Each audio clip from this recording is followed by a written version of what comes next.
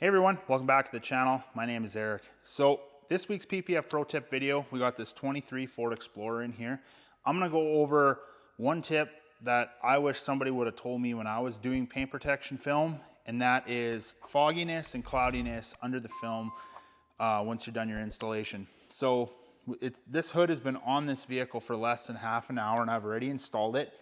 Now, if the camera can pick it up, you're gonna see lots of cloudiness back and forth.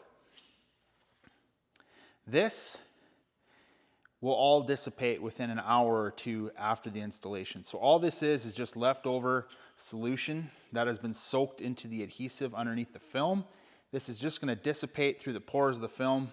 The film is porous just like the skin on our arms or on our bodies. So this will just dissipate. So it's nothing to worry about.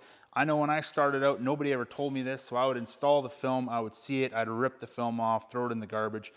And I just about threw in the towel many times with getting going with paint protection film, just for something as simple as this cloudiness underneath the film. So if you're new to PPF and you see this, don't be alarmed. Give it an hour or two and it'll all be gone. I hope you guys enjoyed that video. If you did, make sure you leave a like, leave a comment down below with what your thoughts are on the video and whether you have some constructive criticism or any other suggestions what you would like to see in future videos. And make sure you subscribe to the channel and stay tuned for more PPF content.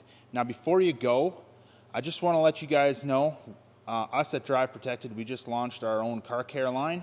So if you head over to driveprotected.shop, I'll have the link in the description of this video. You can check out our new amped all-purpose cleaner, megawatt foam soap, and our recharge ceramic detailing spray. Make sure you use code PROTECTED and you will save 20% on your order.